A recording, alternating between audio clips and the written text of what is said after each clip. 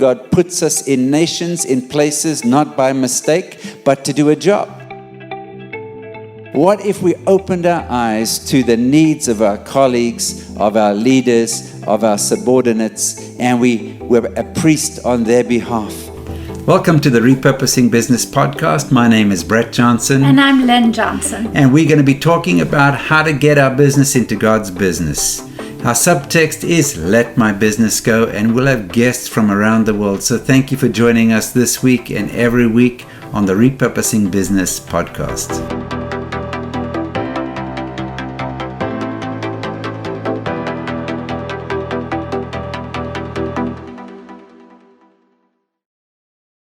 Well, welcome to the Repurposing Business Podcast. My name is Brett Johnson, and I'm here today with Mark Moss. Mark, welcome. Yeah, thanks so much, Brad. Happy to be here with you. It's great to have you. I came across Mark recently, referred to me by a friend, Larry Allhands, and it was fascinated, Mark, to see what you were doing. Mark is an investor. He's a serial entrepreneur down to the bone, and also has a great YouTube channel, which you can just find at Mark Moss. And you can follow him along, and he does exciting stuff. And I came across your trip down to El Salvador, which is just in the news this month, which is great. And so, Mark, tell us a bit about your story, how you got into this, and then we can take it from there. Oh, how I got into it. Well, I guess I've just kind of been an entrepreneur and an investor pretty much my whole career since I've pretty much started working. The lines between entrepreneur and investor are very blurred. When you're buying houses and you're fixing them up and you're selling them, are you investing into real estate or is that your business, right? So it's always kind of blurred. And I invest into businesses, but then I kind of own the businesses. So anyway, I've been kind of at it a bit, for my entire working career. About 2015, I got into Bitcoin, and at first, it was I bought it just as a way to get money out of the banking system, just trying to diversify my risk. You wouldn't put all your money into one stock. Why do you have all your money in one country, one banking system? And so it was just a way to diversify my money. As I started learning more about it, I realized that this is actually the only tool that we have to really fight back against this government overreach that's continuing to grow. And create a new system, a fair system that could help everybody in the world. And so for the last 6 years, I've just been making content on that, specifically talking about the problems that we have today and how Bitcoin can be used to solve those problems, which has, of course, led me to the point you're talking about, which is down in El Salvador. And so El Salvador, as of about a week ago at the time of this recording, made Bitcoin legal tender. So it's like a legal currency inside the country. And that was sparked by basically a couple of years ago, a small community in a little town called El Zonte created something they call Bitcoin Beach, is where they put a Bitcoin in the ecosystem and got it to be used as a currency in a circular economy. And then they started layering on top of it education and community programs. And it just had such a massive impact from the ground up, grassroots effect, that eventually got to the government, and the government's like, dang, what's going on here? We should look at this, and then we should probably bring it to the whole country. And so that's kind of the whole roundabout way. And it's just we're seeing in action right now the ability of Bitcoin to kind of create this new system that brings more equality and fairness to the world. I love that. This is, of course, not the first time this has happened in history, that people have created circular economies in local areas, but typically the central governments clamp down on them. So during the Great Depression, there was a guy called Michael Unten, crazy name, sounds like something you would eat, but and they created a coin in a part of Austria, and the money moved quickly, infrastructure projects grew, all of this crazy stuff. US economists went across to study it, but the government squashed it. The nice thing about, I guess, cryptocurrencies and Bitcoin is that it's less squashable at the moment. And is that your perspective? And is it more democratized, if you like? Yeah, I mean, I again, getting back into this in 2015, the space was new and there was a lot that was unknown, and we didn't know what was going on. For about 4 years, I wrote a cryptocurrency research newsletter where every month I'd write like a 20-page report on what's going on with different cryptocurrencies. As you are probably aware, there's I don't even know, 8,000 or 10,000 or 12,000 of them today.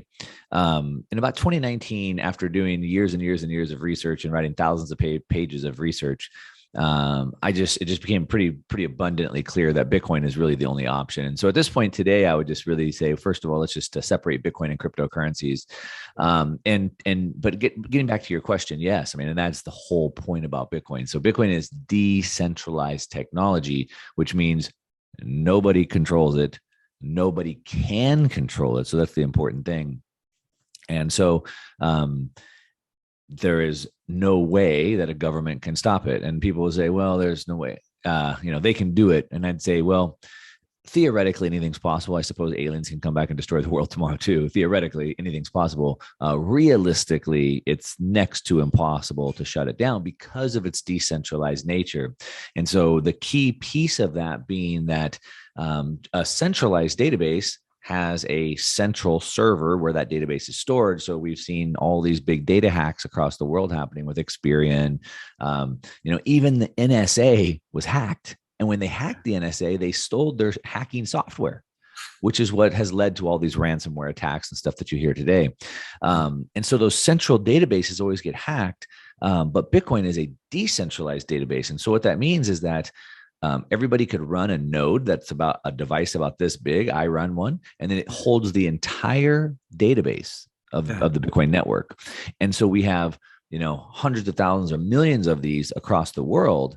And nobody can, you'd have to basically hack all of them at the exact same time, or more than 51% of them at the exact same time, which is, again, next to impossible to do.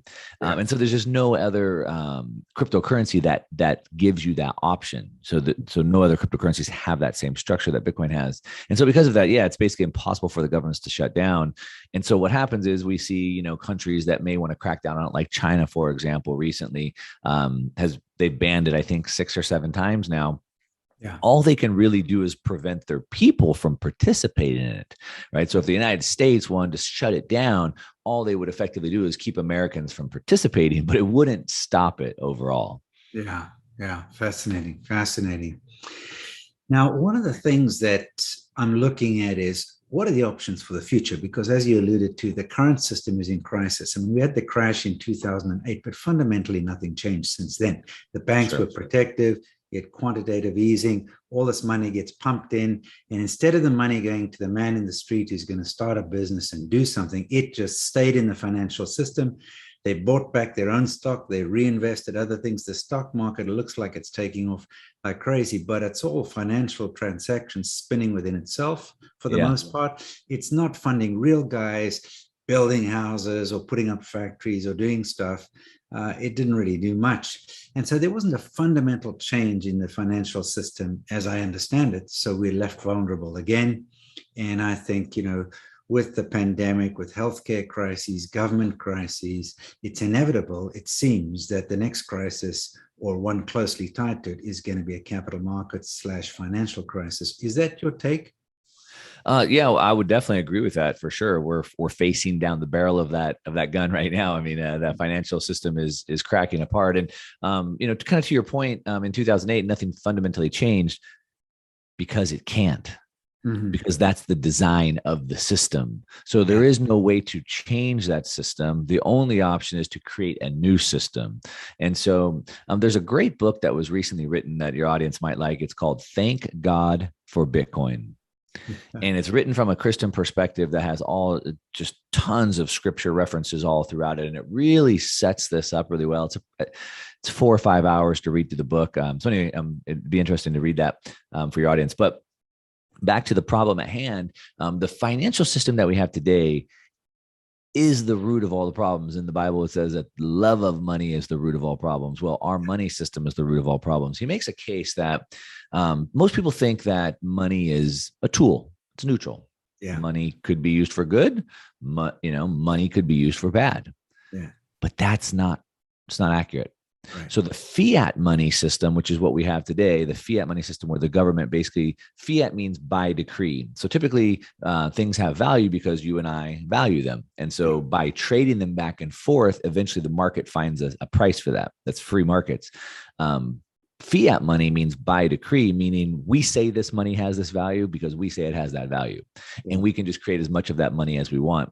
And so anyway, he makes the case that people think money is neutral. It's a tool, but it's not. Fiat money is inherently evil because it's built on a system of theft. As they inflate it, they're stealing your value away without your knowledge or your consent. It's based off theft, it's based off lies, and it's based off deceit. Yeah. They don't tell you how much they're printing. We don't know how much they're printing. We don't know who they're giving money to. That's deceit. Yeah. It's lies, theft, lies, and deceit. So anything that comes off of that system is inherently evil. Yeah. Very now, money, if we go back to money, like gold was money for 5,000 years. Gold isn't necessarily that way, but the fiat money system we have today is inherently evil because theft, lies, and deceit. So that has to change. The problem is kind of as you made the case, like as the banksters created the crash in 2008, they all got bailed out. Yeah. The Fed, the central banks, started up the money printers and just gave money to their buddies. We call that the Cantillon effect. So that means whoever's closest to the money supply benefits the most. Yeah. And so there is really no way to fix that problem other than go to a new system. So the opposite of lies is truth. Yeah. Right. Yeah. The opposite of deceit is transparency, openness. Right. And so we have a new system today with Bitcoin, which is that it's truth. It's transparent. It's open. So it's an open network that everybody has access to view the code. Yeah. Everybody can see exactly how much Bitcoin is out there, where it's being distributed, and nobody controls it. So they can't just print more of it and give it to their friends that are these inside favors. And so, it's not about fixing that system. Unfortunately, it's about creating a new one in parallel. Now, that's fascinating. I was chatting with a friend the other day, and she has a long experience in banking, central banks through to whatever. And her conclusion is that the unequal scales, the uneven measures that scripture talks about, that's built into the current banking system. It's by design going to make the wealthy wealthier, those who are in the system wealthier, and it's going to take money away from the poor, essentially, or for people who are less advantaged. And so it's inherently flawed by design. It's just the way it's built. Yeah. So that's a great point. So your view is Bitcoin has a huge role to play in the future, and you're pretty excited about it. Yeah, definitely. At this point, and we can talk about this in different layers without jumping into the deep end, but at this point, I think it's pretty apparent to everybody that's at least, has one eyeball open at this point that the world is trending very, very quickly into totalitarianism. Yeah. Right. Your freedoms and rights are being taken away at a rapid rate that we've never seen before. And at the same time, the whole world is trending that direction.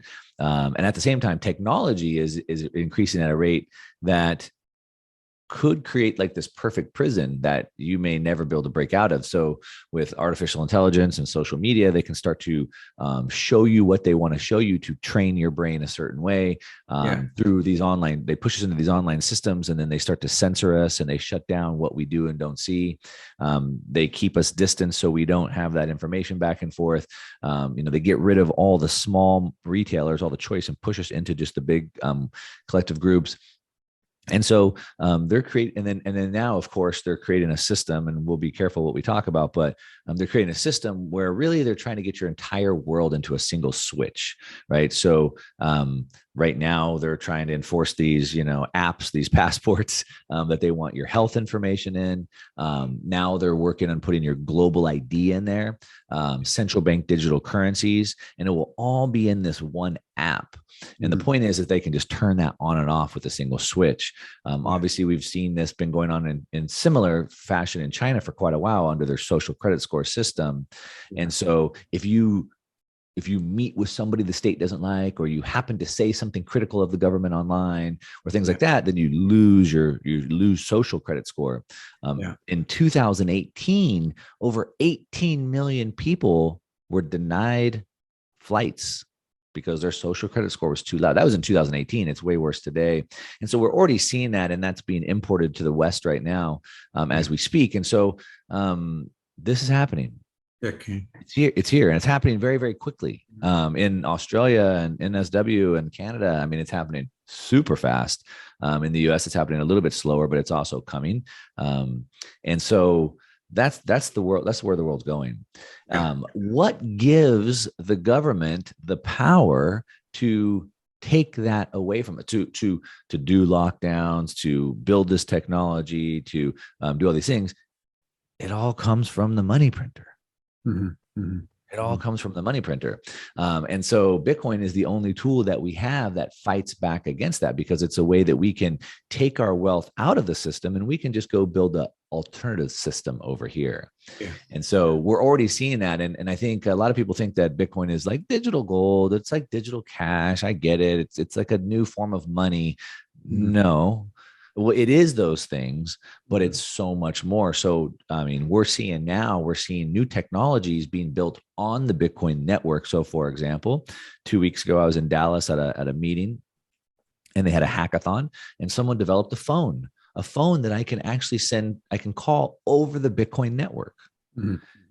Yeah. A censorship resistant network that nobody can control. Now there's chat applications like a Telegram or WhatsApp, but instead of going through Telegram servers, it goes peer to peer across the Bitcoin network. And so it's creating this alternative system that we can go build our lives on a foundation of rock instead of sand that the government's given us. Yeah, fascinating. Yeah, I've tracked a little bit of what the Germans have done with some of the Bitcoin networks and some linkages into gold, but also phones and things like that. That's fascinating. So, Mark, if I could take you through a quiz over here, because there's going to be people listening. I mean, our audience is a faith-based audience. We're talking about, when capital meets eternity, how do we connect these things? Jesus said, we've got to store up treasure in heaven. How we handle money is a big deal. And we know capital comes in many forms. There's intellectual, social, relational, environmental, which as a surfer you like, and other things like that, spiritual capital for sure. But when I was looking at this topic some 10 years ago, I came up with 10 characteristics of faith-based financing products, which would say, okay, here's a little bit of a test that would say, so why don't I take you through the test? Okay. I'll put up the characteristic and you can say, okay, Brett, this is how I think Bitcoin meets it. Does that sound good? Yeah, let's do it. Okay, this is unprepared, and just that everybody knows, Mark hasn't seen these questions. So, but he's also the first guy taking the test, so he's going to be our head boy regardless. Okay, first, they have a noble purpose and create social value. So that's a characteristic of a faith-based financing product, a noble purpose, and they create social value. How does Bitcoin? So you're asking me how Bitcoin? The answers are, how does Bitcoin compare to that standard? Yeah. So is it a noble? Say it one more time now that I understand. Has a noble purpose and creates social value. Well, I mean, yes, it has a noble purpose. I think it's open, it's fair, it's decentralized, nobody can control it. So from that purpose, it democratizes freedom and censorship resistance. So that's definitely noble. And social value. A lot of people in the United States think that maybe Bitcoin doesn't have any value. What's the purpose? But if you live in a third world country where your bank accounts are getting stolen, then it definitely has value. And so I would definitely say it checks those boxes. Yes.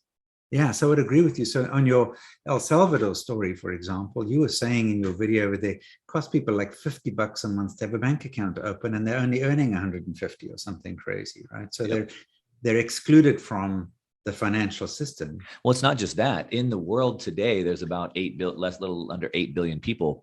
Per the UN data, about 2 billion adults, so more than half the world, 2 billion adults do not have access to banking.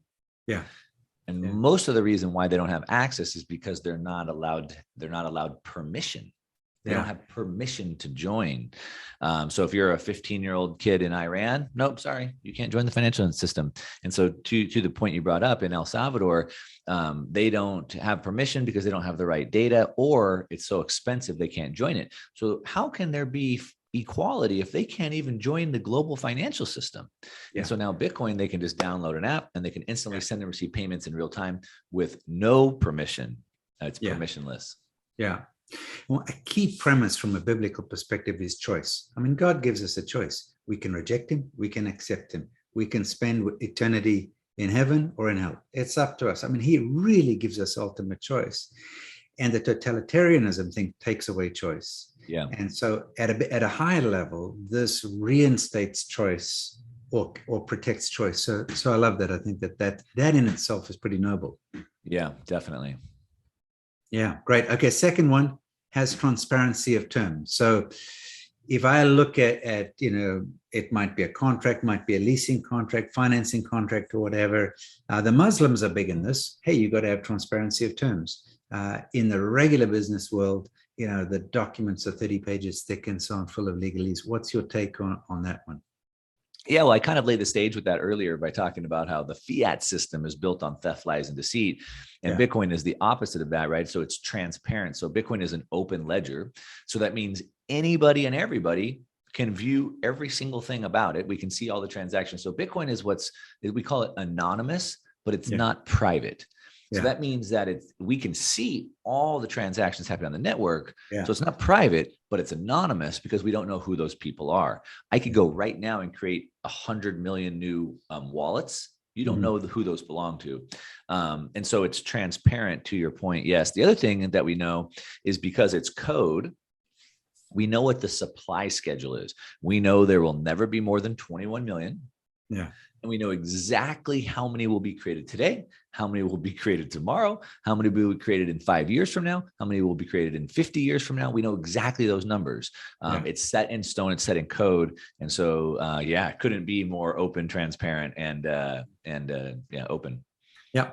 My third characteristic is that a biblically based financial services product or financial product should clearly articulate the risks for all parties. Here's your risks. And part of the background is scripture is based on risk and reward. Risk and faith are two sides of the same coin. And God advocates risk-taking, which is an expression of faith. So clearly articulates the risk for the parties. What do you take? What's your take? Well, you have to define what risk is. And so there's something so obviously Bitcoin doesn't, because it's a decentralized piece of technology. There is no company, there is no president, there is no marketing department, there is no term sheet. So it's definitely not articulating anything because there's nobody to do that. It's just a piece of code that anybody could pick up. It's like, does a rock on the beach articulate the risk? It's just a rock, right? Could I take that rock and build my house, or could I hit someone on the head with it, right? So it's just a rock. So I don't know if it checks that box. What I would say, though, is that because of its open and transparency, that limits the risk. Right. We know that if you study what the Bitcoin database is, we know that because it can't be shut down, and because every 10 minutes a new block is added, TikTok, the next block, it's going to happen. So I would say if you understand the network, how the network works, you could understand that there's almost no risk that it could ever be shut down. Okay. Yeah. So if you look at it that way, if you're looking at what's the US dollar value of Bitcoin going to be tomorrow, we don't know. But if we look at it at the network itself and you understand what it is, I'd say there's very little risk that it could ever be shut down. So low risk of removal, and there's the risks aren't hidden other than what's the price going to be, but you don't have the risk that like with central bank controlled Bitcoins, and so that they're going to take your dollars away and just translate them into a digital currency, and you have no choice. There's not that kind of risk. Right. Nor is there a risk that somebody could freeze your account, seize your account, or prevent you from transferring your money to somebody else. Yeah, which is huge, big deal. Great. Okay, here's an interesting one. In my view, a faith-based financial product should foster long-term positive relationships. And by that, there's some level of fairness in that. It's good for you, it's good for me. And, sometimes when I look at financial services products where, say, somebody even lends me a mortgage for the house, all they care is that the collateral is worth more. And we saw that during the crash in 2008, all the bad loans that were made, they didn't really care because they thought we'll just take the underlying assets. Yeah. So that's counter to long-term relationships. What's your take on Bitcoin fostering I would say this particular point is times 1,000. Let's give it a 1,000 on a scale of 1 to 10 on this, because what it does is it changes the incentive structure. All right. So Charlie Munger says that show me the incentives, I show you the outcome. As I said already, that the fiat money system is built on theft, lies, and deceit. Theft. So theft, right? Think about theft. So Bitcoin changes the incentive structure, which will change the entire social fabric of the world. Think about probably the oldest problem that man has had since we've been alive is somebody coming and stealing our stuff. Yeah. So you and I band together, and those people come and steal our chickens and our goats. So we make a village, and then we make a kingdom, and then we make a country, right? We're always trying to protect our stuff. Yeah. And the problem is, because it's easy to come steal our stuff, the incentive structures are misaligned. So let me give you an extreme example of this. Let's say that we're in Africa in the Congo, and there's warlord, and anytime he wants, he just goes out to the villagers and just steals all their stuff. Yeah. And he builds this giant palace, and everyone else is living in extreme poverty. So think about this incentive structure. And we're talking about this, how they socially interact, right? So the people, they know that at any moment their stuff's going to get stolen. Mm-hmm. So their incentive structure is to not save, not to plan ahead. Yeah. They're just living hand to mouth because they know anytime it can be stolen. The warlord also knows that he can just go take whatever he wants anytime. Yeah. Now think about this shift now. So if Bitcoin can give them a way to store their wealth, their value in a way that cannot be seized, think about the balance of power and how this changes the incentive structure. So now the people know, shoot, if they can't seize it, now I can save. Now I can plan ahead. But even more importantly, the warlord knows that he can't come steal their wealth. So now he's forced to come up with another way to get their wealth. Yeah. And what's that? Provide value. How can I provide valuable services so they'll give me their wealth because I can't steal it anymore? Now, that's an extreme example, but just look at the United States. Yeah. The United States knows that at any time it could it can't always raise taxes. It can only raise taxes so high. But what they can do is what they've done over the last year and a half is print $8 trillion. Yeah. By printing $8 trillion, they stole 35% of your wealth, your value. Home prices went up 30%, right? So the government is not incentivized to provide you good value and services in exchange for your tax revenue. But what if you could keep your wealth in Bitcoin that they couldn't inflate? Yeah. They couldn't seize. Yeah. They can't just, the IRS, they could just freeze your bank accounts, but they can't freeze your Bitcoin account. So the government will now be, and I could just leave. I had friends whose families moved from South Africa when I was a kid. And when they left South Africa, they came to the United States with no money. Exactly. Yeah. They had to come penniless. Yeah. Now I could move and take all my wealth with me in Bitcoin. Yeah. Yeah. And so now the government, even the United States, is now incentivized to provide me valuable goods and services, or I won't stay and they can't get my money. So when you think about it in those terms, back to your question, does it provide a better social, cohesion? And I would say, that's why I said like 1,000 times, because it changes that whole incentive structure, that power balance. Yeah. Yeah. Fascinating. People might think this theoretical, but I remember back in 2003, 2004, we funded a bakery in a township in South Africa, and it was a micro bakery. They could do 340 loaves a day, and the lady refused to do more than about 110. And we couldn't understand it. But she said, look, if I do 340 loaves a day, people will know I've got money, and my family will come to me, and the community, I'll be a target for theft, etc. I'm not doing more than 110 loaves a day, which was just kind of ticking over. And so it's just practical example. Yeah. Practical example. Love it. Yeah. Okay. So fifth characteristic, it grows the pie for all. So it generates wealth for all involved. Yeah. This is a great one, and probably often misunderstood. I guess, AOC wearing her tax the rich dress the other night gives the wrong message. And it's that people getting wealthy don't get wealthy by stealing wealth from others. I mean, unless you're a banker and you can print the money. But businesses, when they create wealth, it creates more wealth for people. Right. So Jeff Bezos became the richest man in the world, I think, by creating Amazon, and he got extremely rich. But there's millions of people that have created Amazon businesses and have become millionaires because he created that platform. Yeah. Millions of businesses now that create all types of products with all types of suppliers, shipping companies that have all benefited because Amazon was built.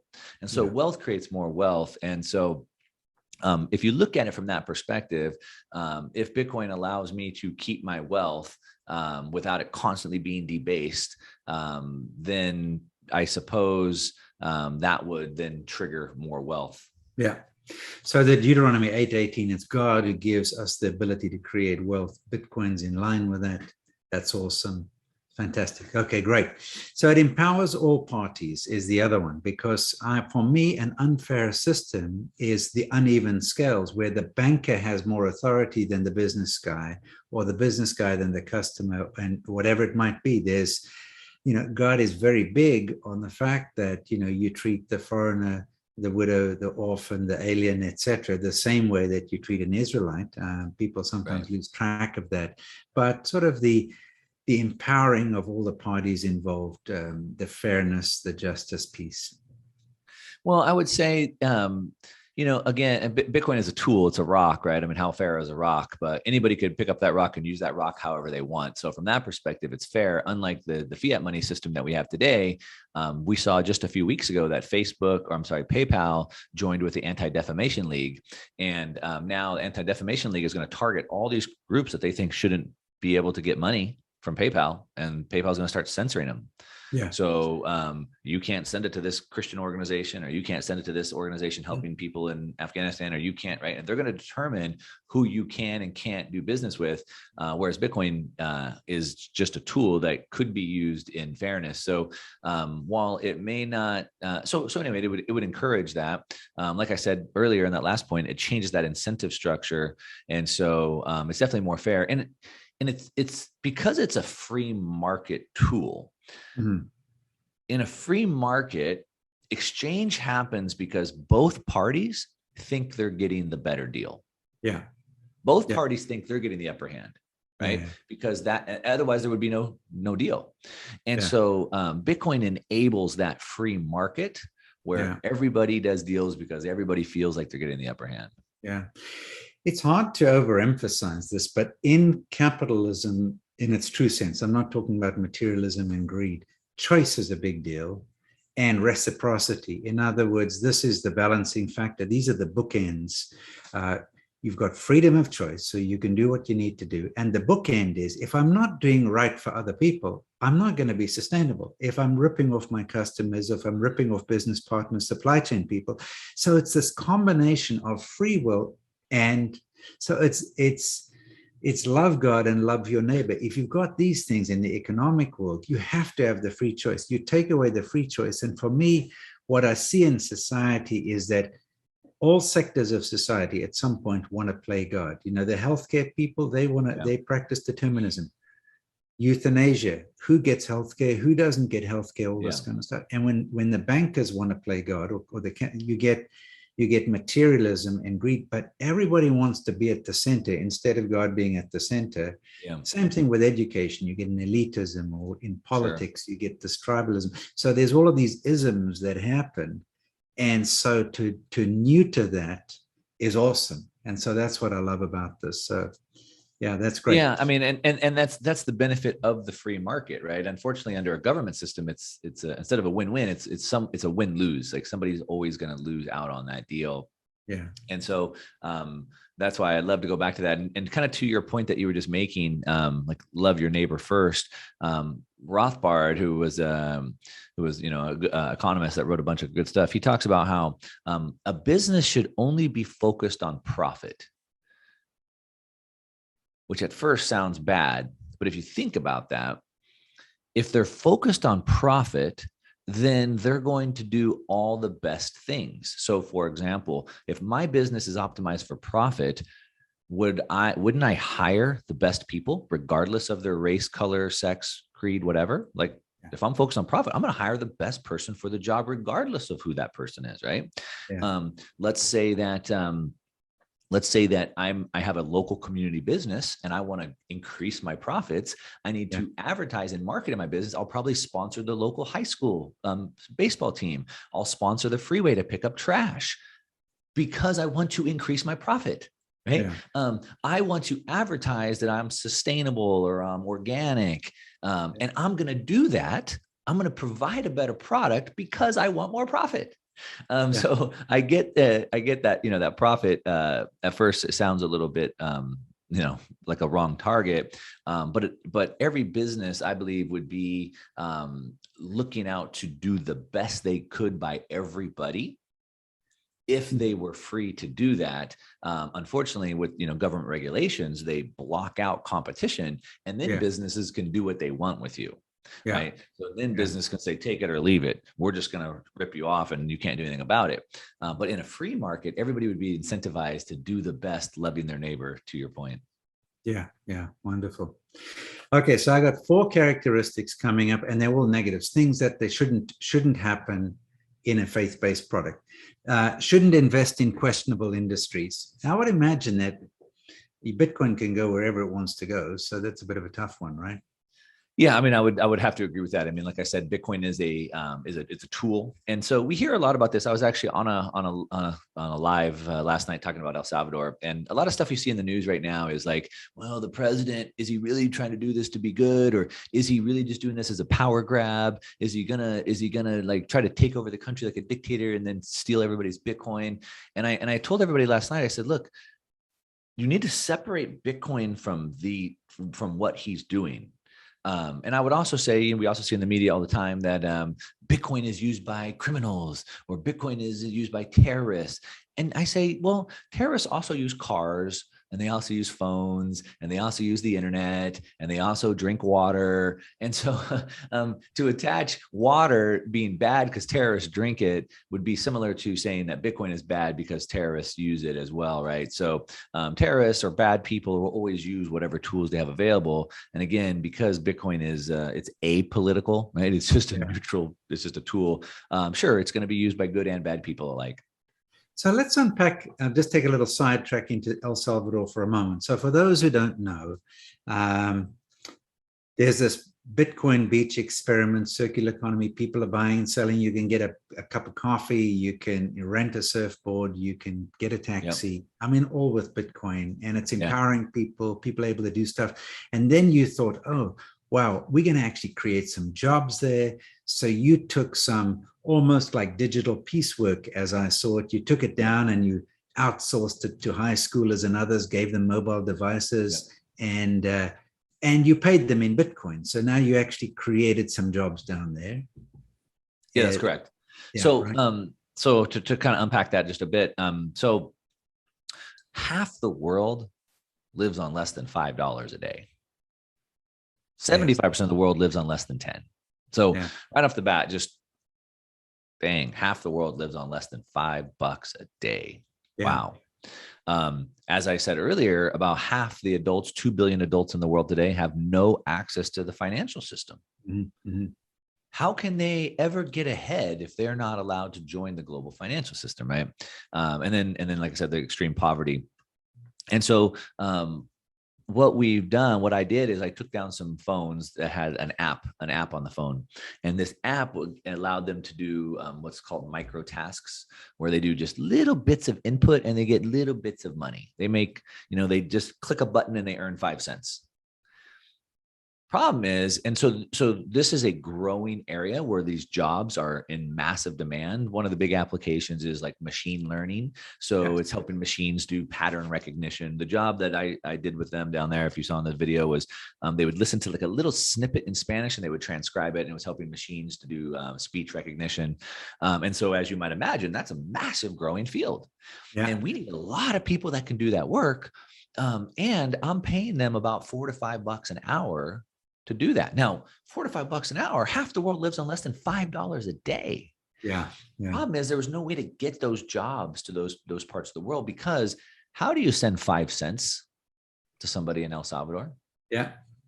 You don't. Easy with Bank of America. It costs you $35. But I mean, that's how do you send 5 cents? You can't do it. Mm. And on top of that, the banking system requires all this information. It's known as KYC, know your customer, AML, anti-money laundering laws. And so That's we were kind of talking about before, where these people don't have access, they don't have permission because they have to fill out all this information and they can't pass that. And so we were able to go down to El Salvador, give the phone away. They opened up the app. They did the micro task and instantly got paid in Bitcoin at that very second. And then they can go spend that Bitcoin anywhere they want around town. Yeah. And they're able to make a $4 to $5 an hour in a place they can't even make $5 a day.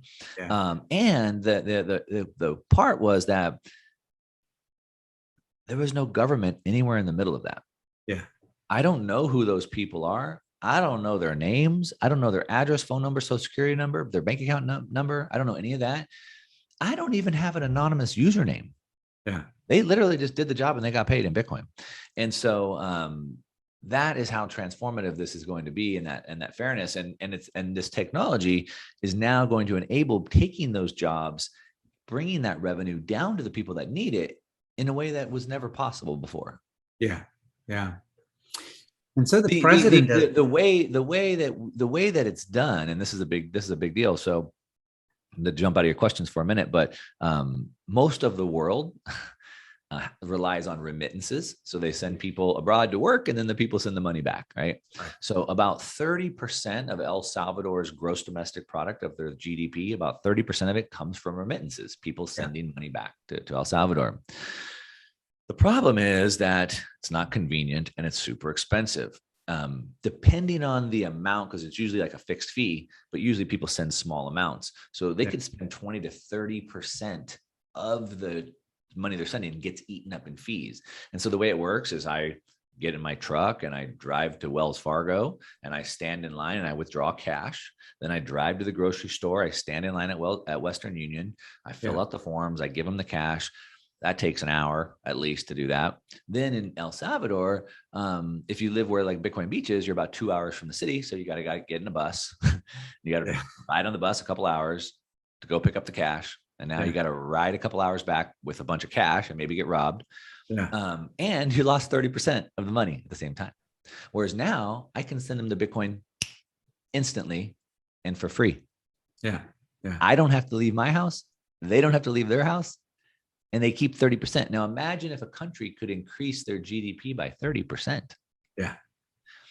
So it definitely transforms things. I saw just a couple of days ago, Western Union, they said they're on pace to lose 400.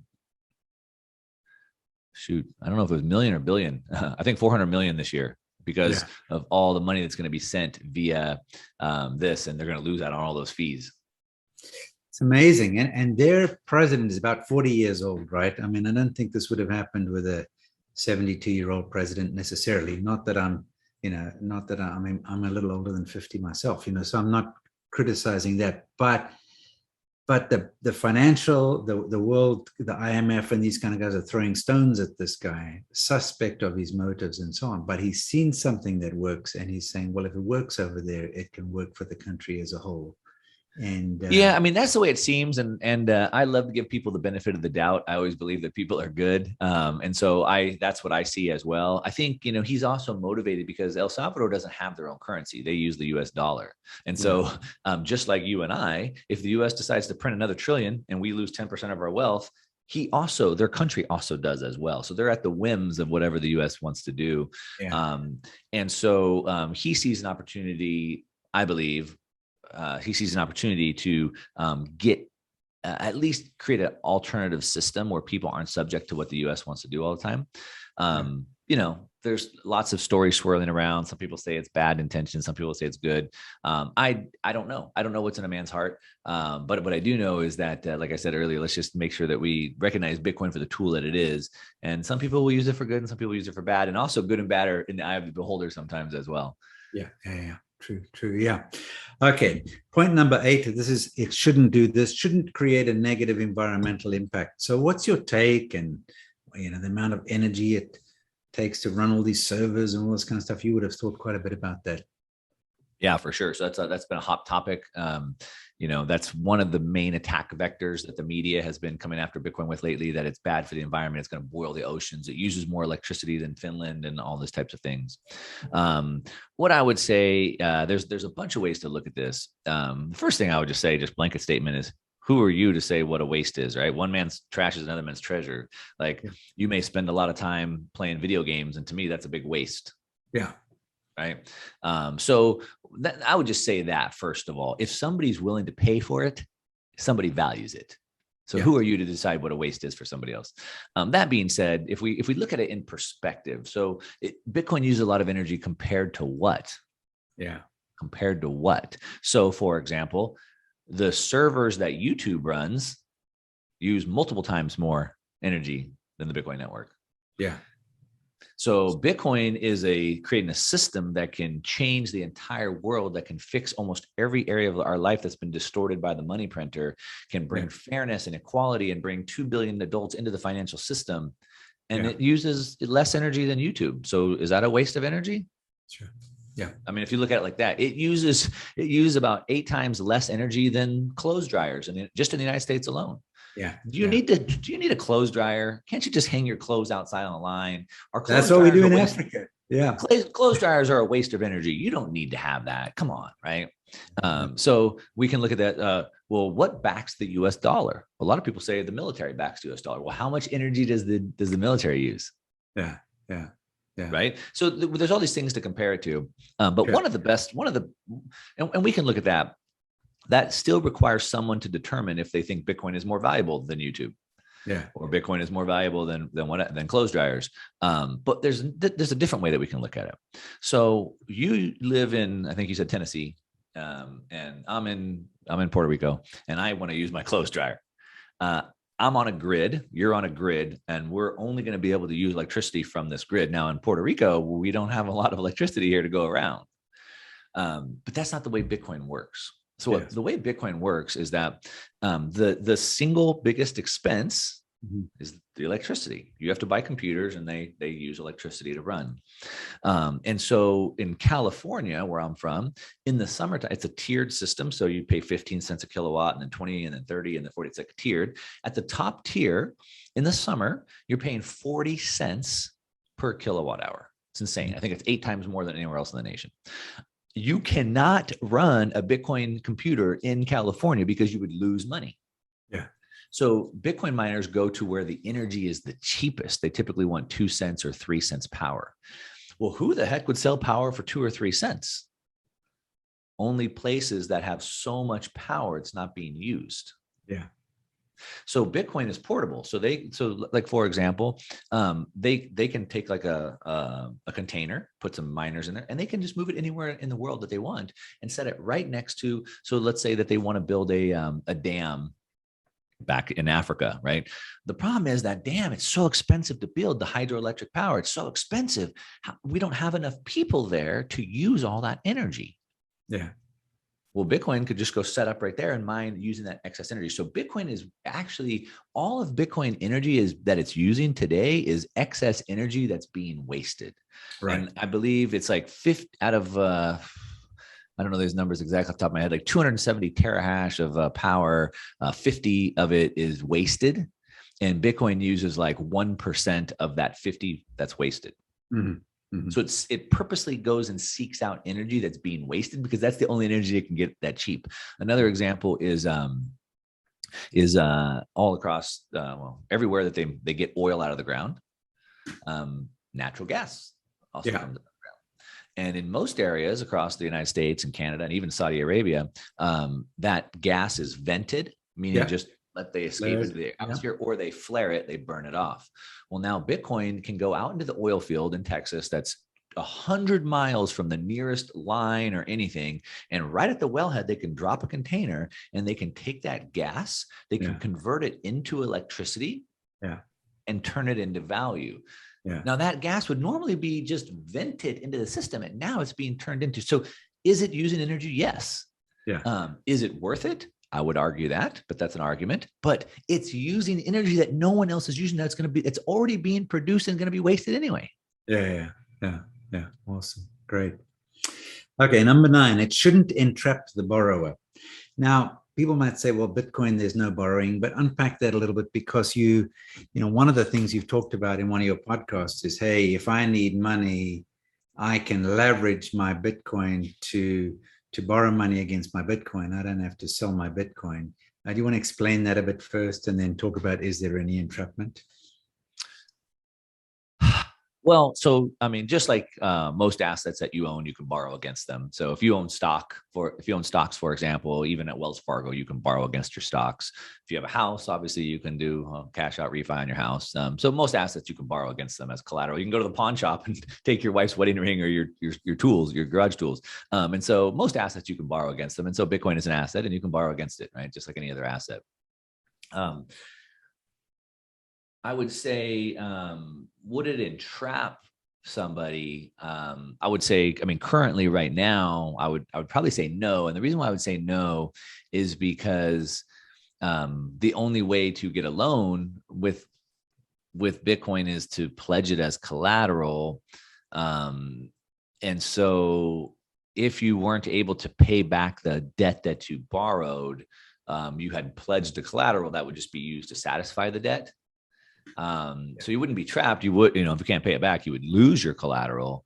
But I don't think you would be entrapped. The other thing with Bitcoin specifically, you have to pledge typically at least 150%. So if I wanted to borrow 50,000, I'd have to put up 100,000 of Bitcoin, or maybe even 150,000 of Bitcoin. And so it forces people to be more conservative in the amount of money they borrow, as opposed to putting people into riskier loans where they're more likely to lose their money.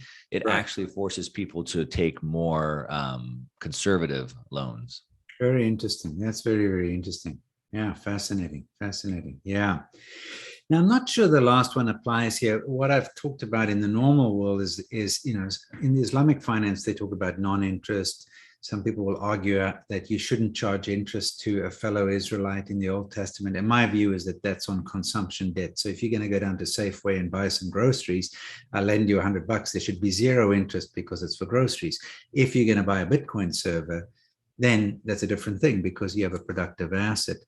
So I have a whole section on that. But in the case of appropriate interest, I don't know that's a factor in this case. If it has appropriate interest, I mean, I back to kind of our conversations earlier about free markets, right?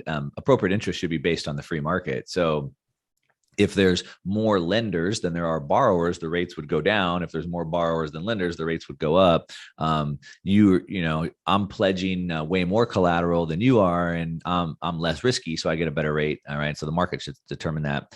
But I guess to try to answer that question, I would just probably go back to what I was saying before, which is the fact that right now, to borrow against Bitcoin, you have to really over collateralize. And the more you over collateralize, the better rate that you get.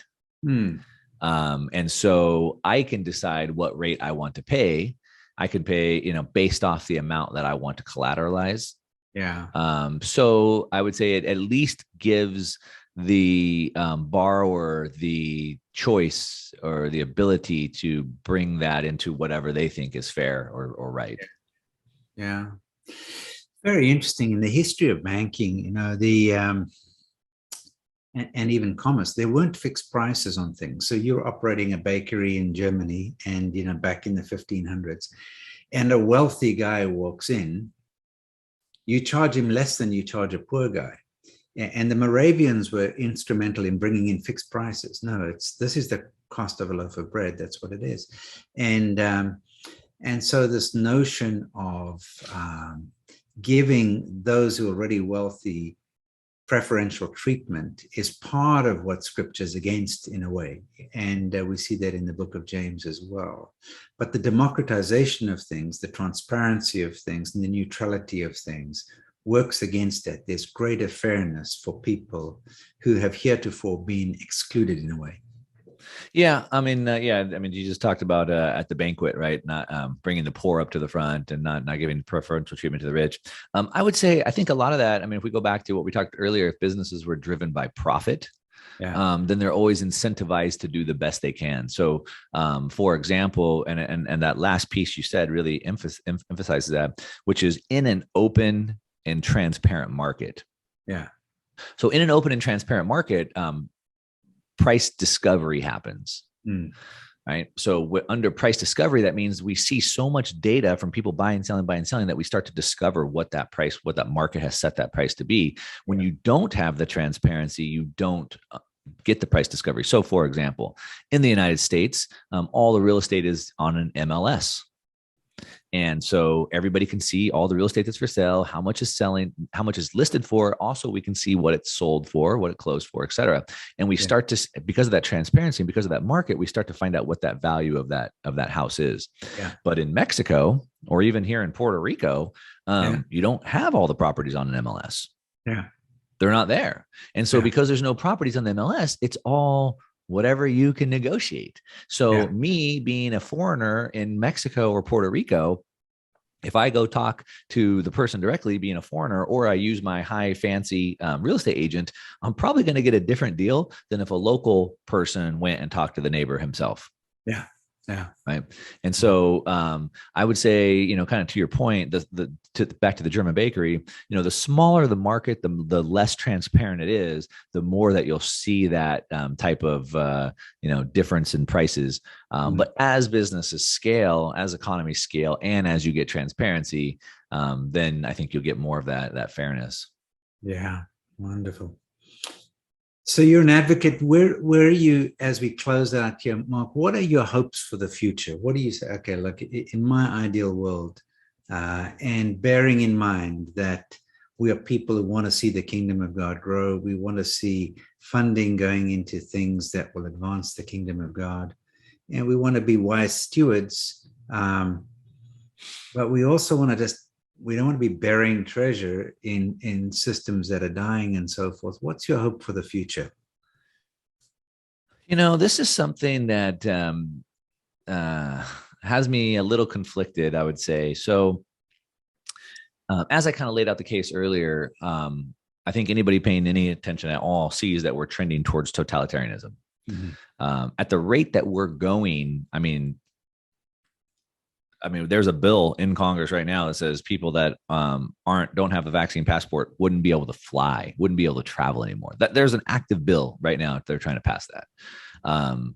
And I don't even want to talk about that issue specifically, but the fact that they're trying to lock down your whole life, take away your freedom of religion and your freedom of assembly and your freedom of speech and all of those things.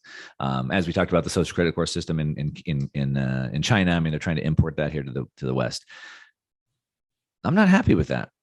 That's not a world that I want to live in. It's not a world I want my kids to live in. It's not a world I want my grandkids to live in. I said earlier, that I think that technology is giving them the tools to create the perfect prison. Now, if we go back to the beginning of time, history just repeats cycles. And it's freedom, oppression, revolution, freedom, oppression, revolution, freedom, and it just repeats.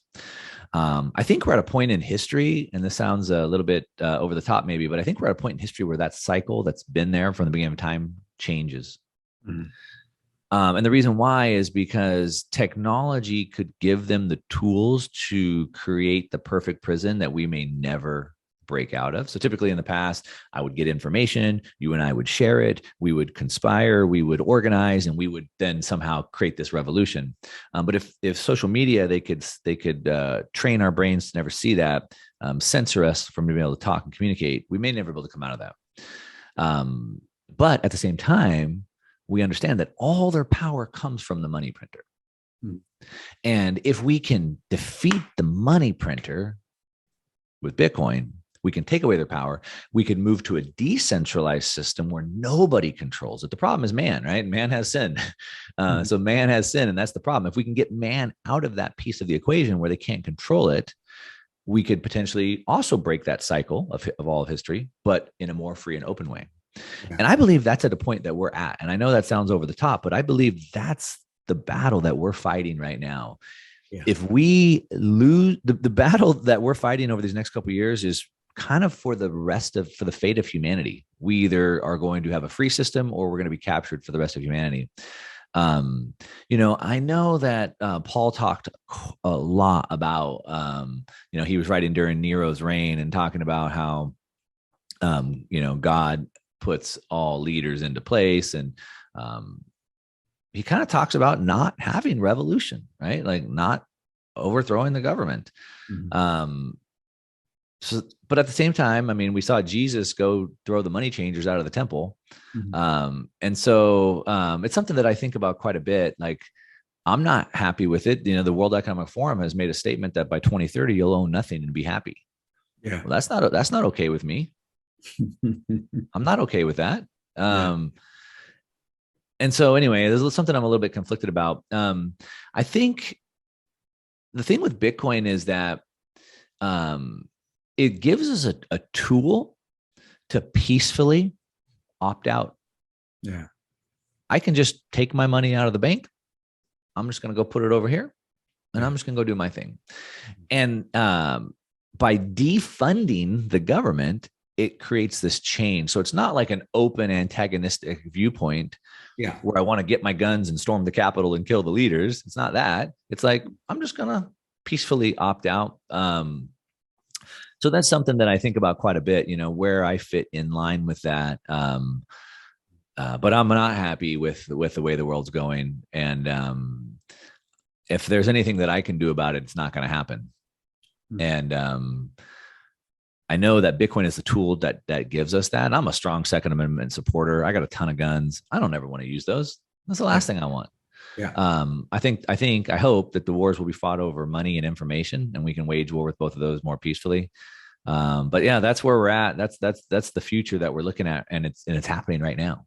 You know, and I think everybody has to decide what they want to do and just to make this real.